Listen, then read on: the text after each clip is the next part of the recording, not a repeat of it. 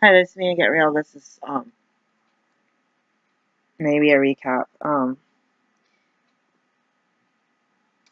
got bit by something on my foot in the beginning of summer. I'm paranoid because I have other itchy spots on the same foot. So I get paranoid of like parasites. Um, I had this where if I got bit by mosquitoes this year, the beginning of the warm season next year, the mosquito bites like the place where I was scratching, it itches like when it starts heating up. And maybe I got bit by a mosquito here. It's almost like there's still some toxins stuck there in my immune system, or whatever makes you itch. I don't know. It's weird. It happened a bunch of times, and it happened when I got bit by fleas in the past. Like the same bites would start to bother me again, and I was like, "Oh my god, do I have scabies?" I would be like all freaked out, and I'm like, "Oh!" Like the next day would be like completely gone and never come back. So I don't know what's up with the human body, or my body. I want to talk. I just made a really long video, and I was going off on a tangent. And my son had thought he was supposed to take algebra 2, but we didn't take geometry. He was like, "No, you can get on a tangent like me." Yeah. Like, stupid joke. And I,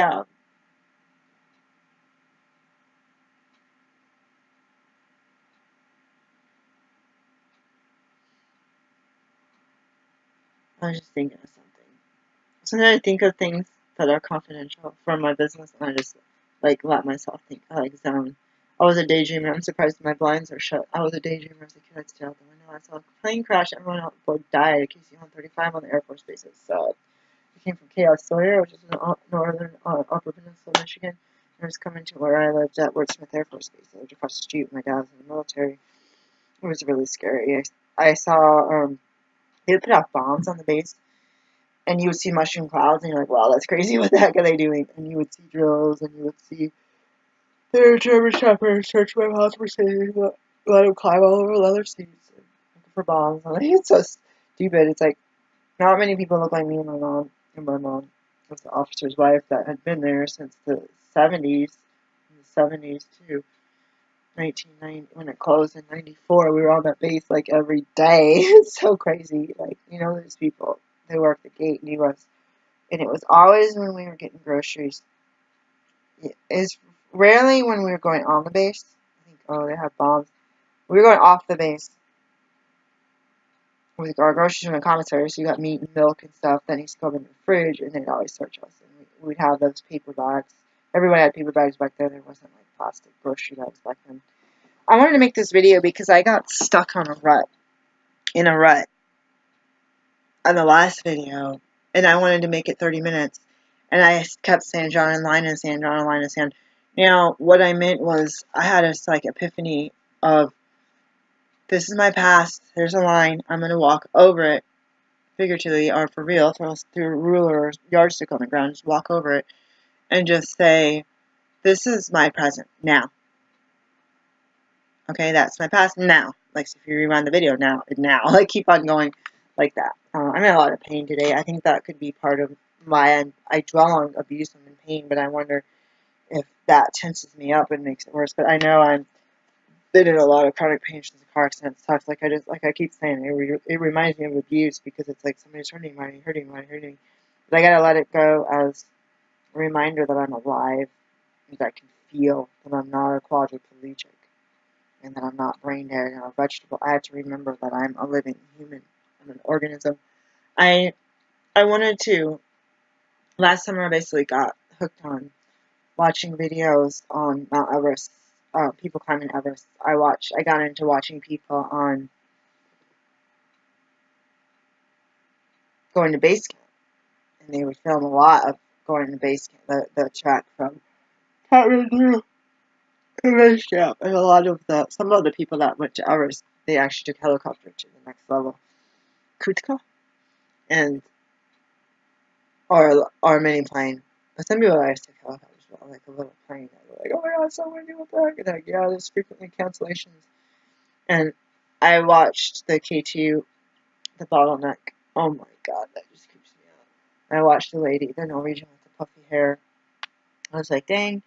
I was like, her hair kind of reminds me of my daughter's. I'm like, you guys go up that mountain like Is that why you're so good? Because you're like got your own coat. Like I just feel like my daughter is just so snuggly with her big hair in the wintertime. She's like, you're so snuggly. You're so warm and comfortable.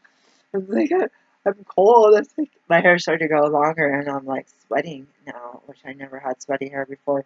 I was like, is it that hair product they put in there? Maybe it's like I used to use activator stuff for the S curl. It's like similar to Jerry curl. We had to put the moisture in your hair all the time. You know, they joke and people would sit like that on the couch, and there'd be a big wet spot because their hair is just like a sponge of this chemicals and these gels and these sprays. Like you basically had to keep your hair moist all the time because to keep this curl, and then you basically like end up like I never let if you don't let your hair dry, it's almost like it just break off. But you have all these chemicals in it. It was crazy. That was probably one of the ways my hair stayed moist enough like, to like not break off as much. But my hair breaks off a lot, and I have a lot of pain at my scalp, and I feel like all my gray hairs. I feel like I get a lot of damage. There's a lot of tenderness. It's like there's needles. I had pockets full of over-the-counter pain medication when I get my hair done as a kid because it burnt. My hair's really thick. It was thick. It's broken off. My hair was really thick and really dense, coily, and they would put straighteners in it. And they would use 2 big jars of Maximum, and it was no lye. I think it wasn't the lye one, but it was the equivalent of lye in my hair. And it would take about 6-7 hours of them putting these chemicals in my hair until they got to a point where they could comb it through. And I'd have like the slick hair. I'd be like, that's what I want to go home looking like. And then they'd put curlers in it, and then they put me under the dryer. I think they put you under the dryer even when you still have the stuff in your hair. And it burn. It just feels like acid is just burning into your skull. And my hair, when I go like this right now, it feels just like that. It hurts so bad. And I've been on raw foods and detox regimens for the past few years. We detox more than 100% raw food, but many, many days of the year were 100% raw food for me. Starting doing that journey at mostly 50 to 100% from 2004 on. Prior to that, I had a lot of homelessness where I wasn't eating, so you wouldn't necessarily call me a raw foodist, but I wasn't eating cooked foods at all, if even drinking water at that point in time. So I think my body goes through these healing crises, and my hair just hurts so bad. And my daughter's like, "Oh, the key to having healthy hair growth and stimulation is to stimulate it." And people that can actually get a comb and brush their hair, you can just keep comb and brush the oils through. Go like this after you wash it, get ready for work, go at lunch break, after you're outside in the wind, and you're getting that souped up because you're using a comb to get at your hair. But if your hair is nappy as mine, I can't do that. I just have to, you see me braiding one braid at a time. It would take me weeks probably to just go through every single braid and have stimulation one time at each follicle. Versus someone, even if I had like a fro or something, I could brush and pick my hair and have all of it done within 5 minutes. Um, so it's kind of hard. Life is hard. The struggle is real, and people do straighten it because they straighten their kids' hair to make it more manageable. Personally, I had so much pain, so much hair breakage. This whole back fell out because she didn't rinse it out. You know how at the shop they have you like this, and she had this part of my head covered, and she didn't rinse all my hair. She didn't lift it up to double check. I went to bed. I woke up in the morning. All of this hair had fallen off, and I don't even know if it grew back like for years. Literally speaking, I don't know. Like I have like or it would grow it back extremely damaged. I think you damaged the part of your skin that people get electrolysis and pull out hair and do this and that. Epilating, the hair gets thinner. I think eventually you damage your hair follicle. You damage the origination spot and scar the skin, the scalp itself. People have like tight braids and then they have these bald spots. Like you're damaging the integrity of what you were born with as a baby. And I feel like you can't ever go back to that. So you wonder, like, some people said their hair was thick and luscious and they decided to get it straightened or dyed once and the chemical reaction, like, made their hair all fall out and it never recovered. Like, they said one time. I've had it done, like, 100 times. And I was forced to have my hair straightened and I got it straightened up here when I was in 3rd or 4th grade. This part's been the longest, and this is the worst. This hair was not in existence a few years ago. There's hardly any hair. Like, could you imagine your hair was like mine? It's like nothing. It's like bad. It's like bad hair. I was talking about bad hair. Um, this part of my hair in 2004, it was like this many millimeters from being bald. So this whole strip of hair, and this is the part my mom used to straighten herself. And when you have thick hair as a kid, you have a straight and a curler, and you just have bangs, and it's thick and it covers all the way to here. And then once you get it done a few times, it just thins, breaks off, and then everything I had, my whole complete back of my head, my shirt's covered with hair. And these kids would be like, "You're shedding all the time. You're shedding," and it was all. And my hair still today, when I vacuum, little pieces of hair just break off. It's so disgusting, and I feel bad about people because they're offended by my hair everywhere. And I'm like, I need a hairnet for my whole life, but now it's starting to get thicker in the areas. But the part the lady didn't rinse out was completely gone, and that part of my hair hardly grew again. And this part of my hair has many times in my life completely broke off till there's nothing. And the braids help it stay strong enough that it doesn't fall off in my pillowcase. And then my hair until now never went past here because once it touched my sweater, every piece would break off. It would just touch it, and it was that delicate.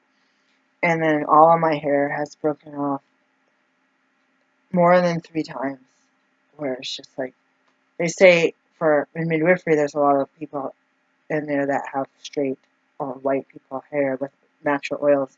They get their hair shaved or they cut it, unless they have like chemo or something. They usually have damage done and their hair grows back and then it's thick and full again, even if it's thinner as an older woman. But they're like, oh yeah, if you have tragedy in your life, so many months later, it's not uncommon for your hair to fall out. So women take prenatal pills, their hair gets thick and luscious, and then they have a baby, and then like 6 months later, their hair breaks off and falls off. But then it grows back again, and then they have another baby. And that trauma of the stress on the body of the childbirth and some of the malnutrition that could possibly be happening. And I wonder, when I lost the job, that was I was being physically assaulted at. My hair started growing longer and thicker. So the parts of hair that was broken off, I had longer hair, and then I had this not new growth growing in, and it was really weird because then I had like kind of fro hair here, and then the braid hair here, and I was like, what is going on? Whereas through medical school and through that job, it was really, really just so fragile that it was there's hardly anything left. You see someone with a comb over and a little streak of hair over the top. There's hardly anything left, and you're just holding on for dear life to not have every hair fall out. And then when I went no contact with my dad, my hair started growing even more. There's one time my hair was really thick. I went 3 weeks completely raw a few years ago. And I was in school and I wasn't in clinic, and I had some of the racism at school, but not as intense as it got towards the end. And I feel like I had a couple friends, and at my kids' school there was a couple of carpool, like people giving my kids rides once in a while. And I felt a little bit more sense of community, and a little bit thinking it's my fault that I'm not as close to people as I wanted because I had to study and pick up the kids. And I got sick a lot back then, but there was 2 or 3 weeks I lost a lot of, it really was affected by raw food, and I was really lost a lot of weight, and my hair got thick, and then I ate cooked food again, and everything fell apart. But what I saw was an immediate reaction in my body. And when I went, so if you were to do like wheatgrass and juice fasting for a week and detox teas, I feel like you would be really shocked and feel weird.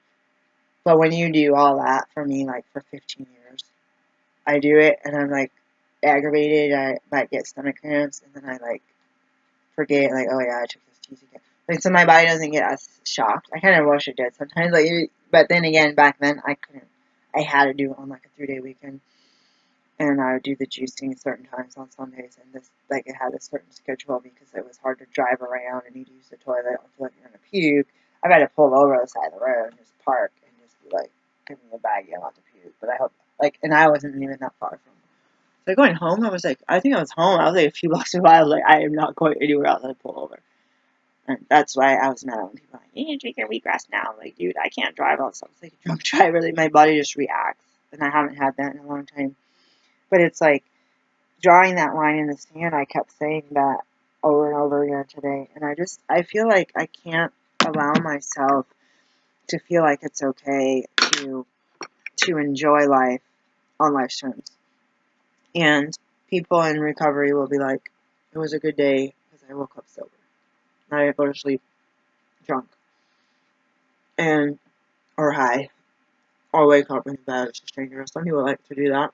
Or I have to make that. This is just an example. But like they're like victorious. But I feel like that's kind of dangerous sometimes. So, but it's like Russian roulette. I hate that. The statistics of HPV and cervical cancer, promiscuity, and having sex at age multiple partners.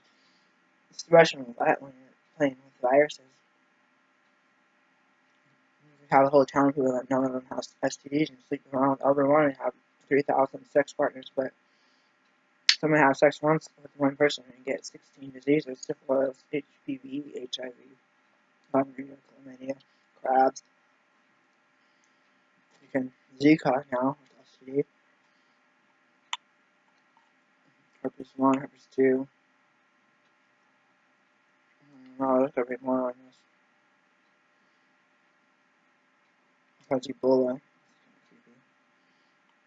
That's like on STD, but it's in body fluids. I have it on kids, right? Spoiler, it only takes one bullet. I was doing an eBay store that's new, and I'm really confused. I got stuff that's supposed to be released that disappeared, and I got stuff that I can't tell. I was doing really well, and I had less than 100 listings, or less than 50. That I was doing really bad until I got an app, and then I was like, listed this, I'd wait like an hour. Like, maybe you shouldn't delete it right away in case it doesn't. Because the phone would freeze, and you don't know. It says congratulations, I should trust it, but sometimes it would freeze, and you don't know if it saved as a draft. I didn't want to redo the whole thing. So now I got like 80 things that may or may not be listed in my unsold pile. So I'm going to go through. And you can't really look at both of them at the same time, I don't think, to see. I do one at a time. And I need to make categories. I don't know how to do that. So right now, I was looking for the hangers I was trying to sell. I can't find what to do. I need to put the pictures on. This is really weirding me out. Right now, I told myself, I was about to start crying in the last video, and I said, well, I have to do stuff by myself. Because I didn't want to be alone. I wanted a sense of community. I want to have friends. I want to be part of a church. I want to be invited to picnics. And sometimes I also remind myself that as a child, we weren't allowed to have people in the house. And when you had people in the house, it was your family, and they were beating each other. So I built up walls, and I turned to have clutter around my bed, because that's where I was beaten as a child. Second half of the day was at night, being pulled out of the bed. So I tend to have clutter around my bed, and my mind will, my conscious mind will think, you have clutter because you're trying to block somebody from getting you at night when you're vulnerable and you're trying to sleep. And you have clutter at their doors. That's not a safety, that's a safety issue. You have clutter at the windows because you're afraid that there's people that I know in my family that when they didn't get their way, they start flinging fists. And right now, I'm not caving into their manipulation, and I'm afraid they're going to try to bust down my door. And I always have that. I know people too that at night, they're single with kids, they put their furniture in front of the doors. You know, people get mad at rentals if there's a fire, you can't get out. But they have had people ringing the doorbell trying to break into their house in the middle of the night. It's a rental property, and you'd be like, oh yeah, we're going to hire security to drive through. Actually, last week we did have security drive through. But to look for suspicious activity, or they have cops immediately come. When you live in welfare housing, the cops don't come to your house. And the police officers will tell people, like, you know, this place is not our first priority. Certain other neighborhoods we're going to go to first, and these people are problem people. We're not going to call it their drama. They won't show up. Or they do. When I call before people damage me, my property, they tell me I'm wasting their time. They're not going to do anything about it.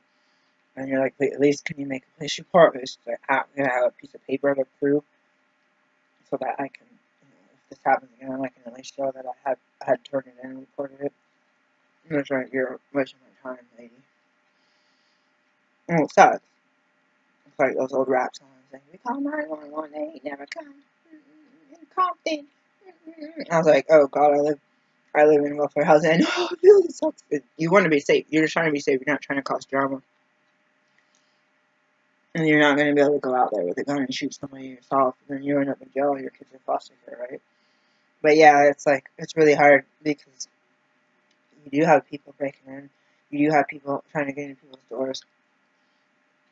You do have neighbors say they had their stuff stolen. Or their car or something like that. And I just think it's really difficult um, to protect yourself and but allow the laws to protect you with your tax money, you know. So basically it's like, I think healing from abuse is I think when I was in school, I kept on putting blinders on and just going through the next goal, the next goal, the next goal. And I thought, yeah, this is awesome. I'll be able to buy my own health insurance and I'll be an employee somewhere and have it paid for and be a big girl and get a paycheck and be able to buy my kids purity rings or something. Something. A card. I don't even buy cards, right? And then I thought in my mind, 3 years later, I'm more broke than I was when I was living in a tent on the side of the road. Because I'm in so much debt. So I have to look at that line in the sand and say, you know, the future is now. Last time I say now, it's the future from when I started the sentence. And I have to move on.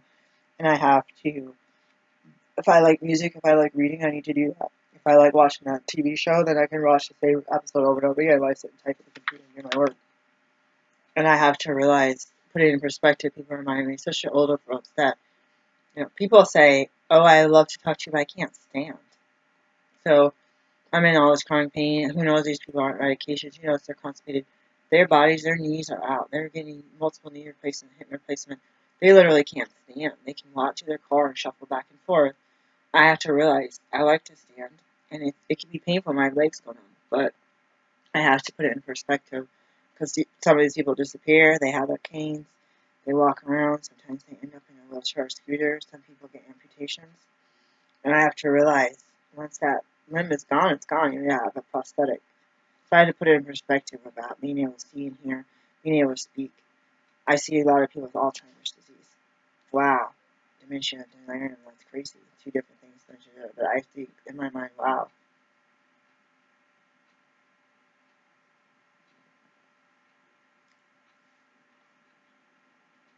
I just feel like in my mind I'm blessed. And I keep complaining about not being able to pay the rent. I was trying to talk to my sponsor last year about one of my triggers is feeling like you're doing the right thing and then having your life fall apart all around you. And trying to decide, is this God trimming, like pruning my life to get rid of toxic things and then helping new growth come in healthy, like my hair, new growth come in thick and healthy and wavy. And even my hair turning from gray to black. The roots are gray, or the roots are black and the ends are gray. And I have to realize that God can be pruning, but then I wanted to talk to someone because I said it's a trigger for me. I think you're doing the right thing in life and your life sucks and you have no friends. Why are you even following the path of righteous? And it's not up to another person to say, keep up on it, but sometimes you want to have someone to speak to about it. And these people are like, you're a loser. Like, don't talk to me. And then, like, you feel like, oh my God, I'm being harassed by family, and I can't sleep, I can't eat, and I'm afraid that my kids will be harmed. And this person says, oh, you can talk to me about this as much as you want, hours a day if you need to. And then you go 2 months, and if you try to bring it up, they say, we don't have time to talk about that, we don't have time to talk about that, we don't have time to talk about that. And then other people are like, have you talked to that person? That's the person you should be talking about. Why are you calling me again? They're like, because I thought. So I wanted to like recap about trying to be really patient with people when dealing with relationships, like trying to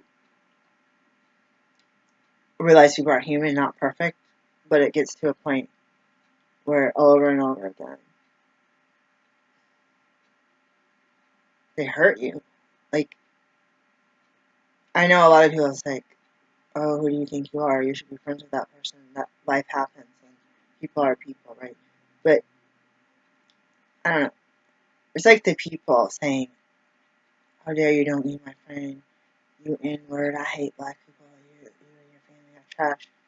And like, then they cuss you out because you don't go to Sherry's with them for pie. And you're like, you kind of scare me.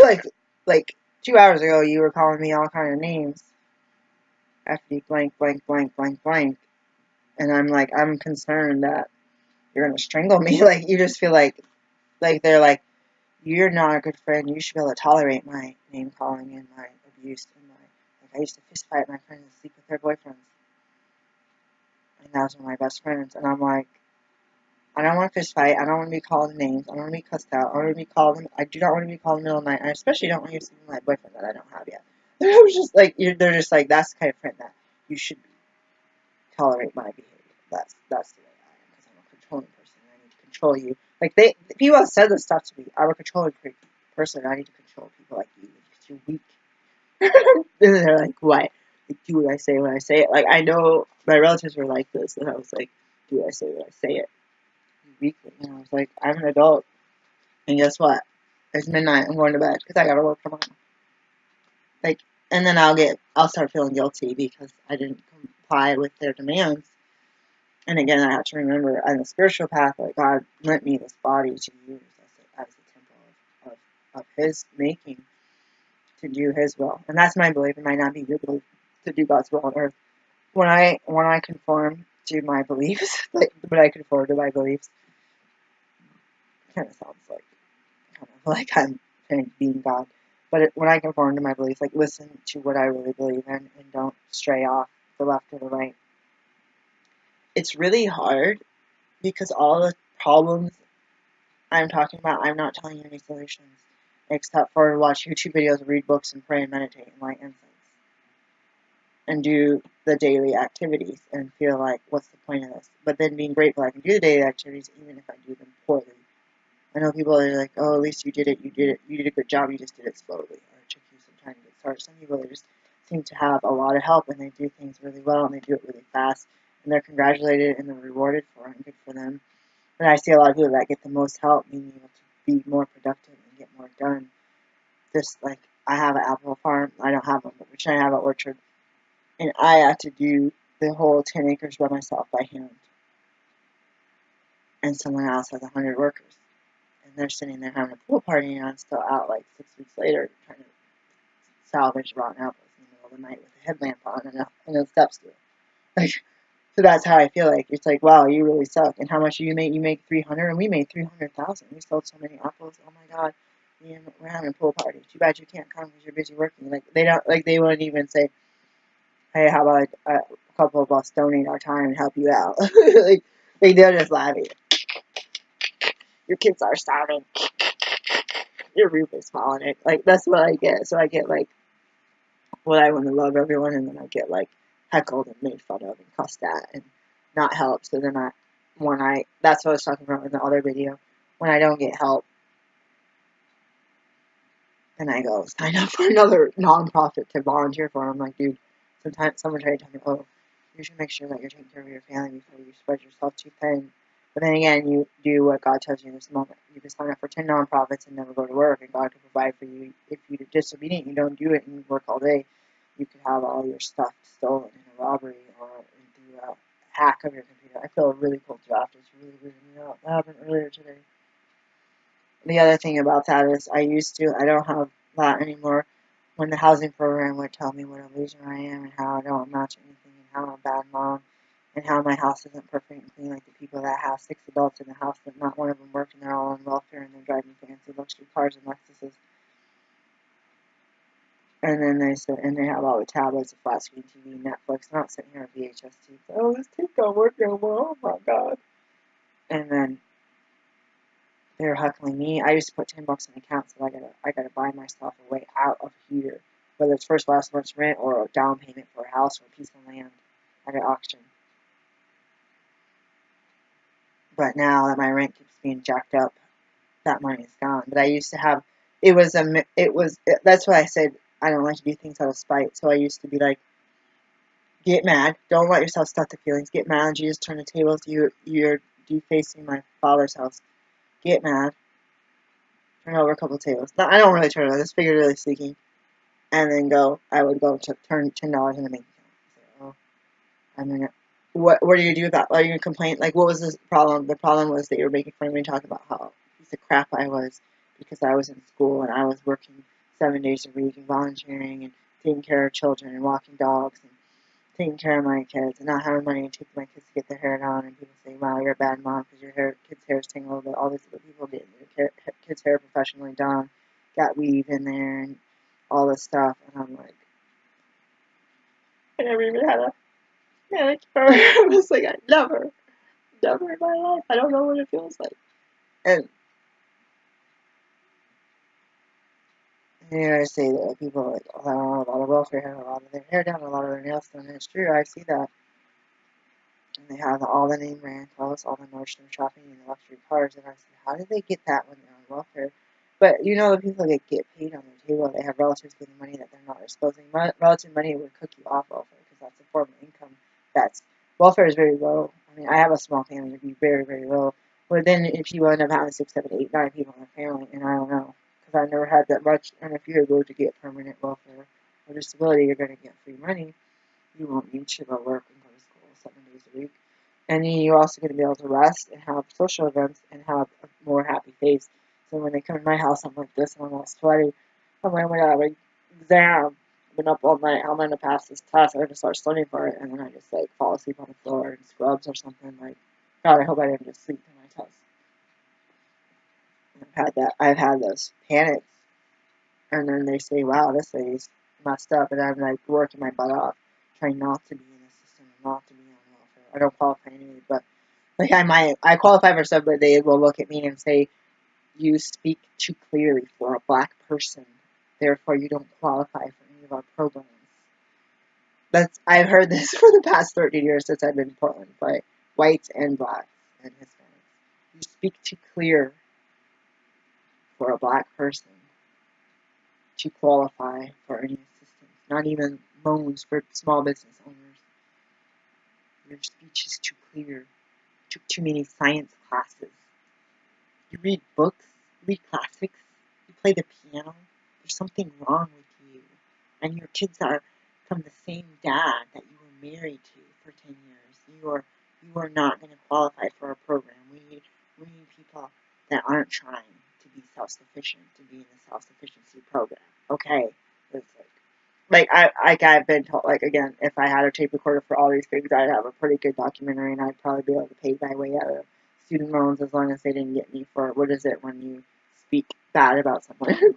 But these are not, I didn't tell you who's saying that. There's different nonprofits, there's for-profits, there's government agencies, there's city, state agencies, there's individuals themselves, there's mentors that have their opinion that don't reflect that of the actual company.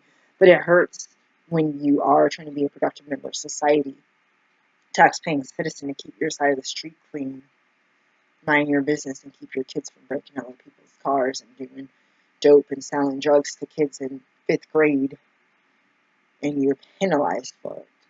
And you're not looking for a handout, you're looking for a hand up because you're suffering, because you're broke, because you're injured, you've got job loss and no child support, and you got married for a reason because you didn't think that you were going to marry someone you would have to go to court to get divorced from. You thought you were going to be married. You didn't think that someone would said, oh, I want to be in a monogamous relationship, and then 2 days later go and commit adultery. If you thought that before you got married, a lot of us would never have got married. That's the thing. You don't know what kind of tricks are up people's sleeves, especially if your family has money and they think that they're gonna be entitled to that money, which is also another problem about the people I dated in the past. They saw what my parents had. I wasn't entitled to any of the stuff my parents had anyway, but I think these people were a little bit gold digging. It wasn't about, and that's another thing that hurts, it wasn't about me, my personality, my habits, like not habits, but hobbies, my music interests. It was, like, I've never really found somebody who, liked me. Like, I'm gonna do a law of attraction. I'm gonna ask God to guide me to do some work for the rest of the week and work my weekend job and work whenever He wants me to work, rest when I need to rest. I'm gonna do law of attraction. I get paid for my work this time, 100% of the time. But it's not just for nothing. If it's volunteer or not volunteer, check that off the volunteer list. But everything else is work, and I'm going to get paid for it, and it's going to be minimum wage. No more 10 cents an hour, no more 10 cents for 10 days of doctor work and clinic work. And I'm talking at least gross.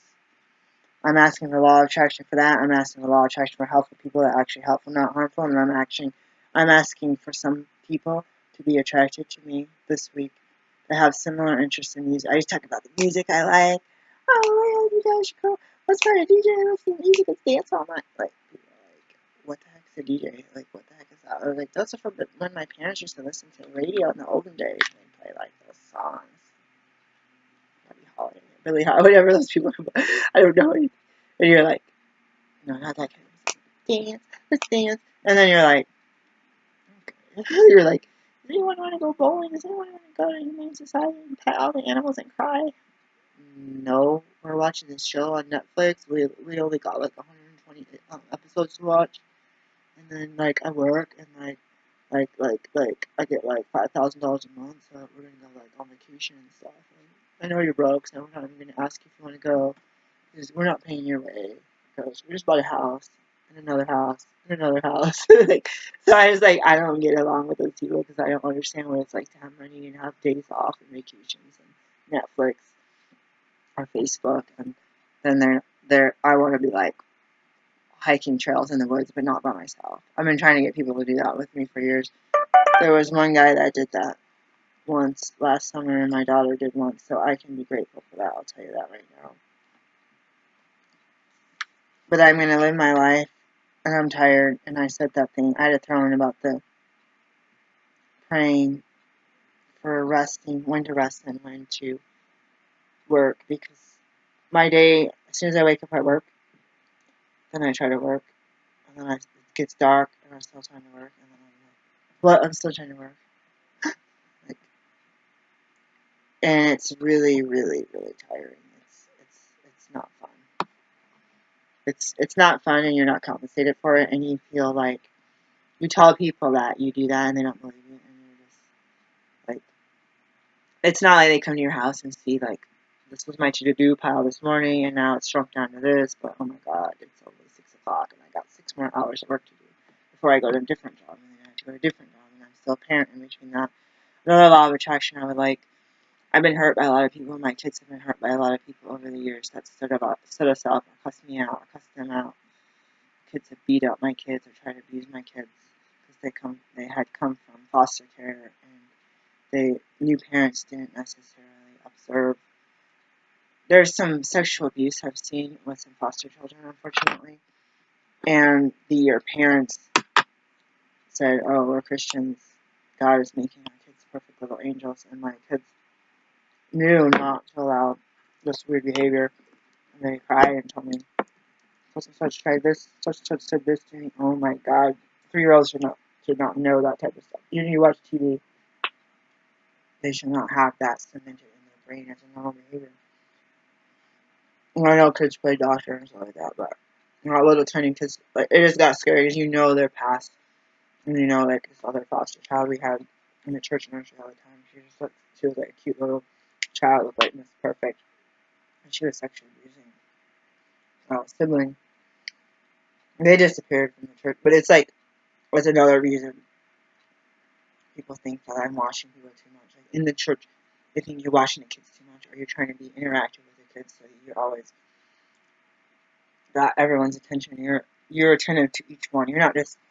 I used to want the kids to play outside, and they would never let me. I was like, God, I hate being this stupid dark basement with no windows. Can we get some sunshine once in a while? Let them play Duck Duck Goose or something in the grass. But like, they never let me do it. Like, let me talk to the Lars Chamber Mines. I was like, dude, let's just do it. Like, you're the lead right now. It's a nice day. It's 75 degrees. Like, there is no cars. The parking lot, no one's driving around. Everyone's in the summer. Let's just play Duck Duck Goose in the playground for a minute. And I'd be like, no, we're not studying. They come in front of this Reggie Tales movie, the one movie we have that we watch every single week. And the girls are just like, we're so bored. I felt so bad. They're like, sit there, shut up. I was like, can we at least like bring guitars and stuff and let them play? They're like, oh my god, how can you let kids play? I mean, now play kids because that's why they're not in church, because they're kids and they're loud. Like, let them be kids and let them be loud. I'm kind of a partier, like a silver partier, writing on all these instruments, let them play. Because I know their parents won't let them do this at home. Let them in front of Netflix. I don't know. But I like kids to be kids and not to be medicated and told to be forced to watch TV and just turn into automatons. And a lot of people like that, like to do that, and which is another reason I probably didn't fit in, and my kids didn't fit in because I let them go. Well, I'm like the jerk of the family. My son likes to use the words like that. My kids were in classical music. I kid you not. Like, your techno sucks. We need violins and cellos. We need piano. Like, they're even willing to play the guitar and brass instruments, but electronic, no. Dance music, oh my god. So they were like the ones that were into playing Beethoven and classical music, and I was just like, go really teach me something. And, I mean, I was into that too when I was little. I trained in music as well, but I steered into the more raunchier side of the music trend. But I feel like I wanted to just be brief, and again, I'm not brief, and I'm really tired. When I'm tired, I just talk and sit, and I don't get anything done, and then I kick myself for not getting anything done. But the biggest thing is that we're,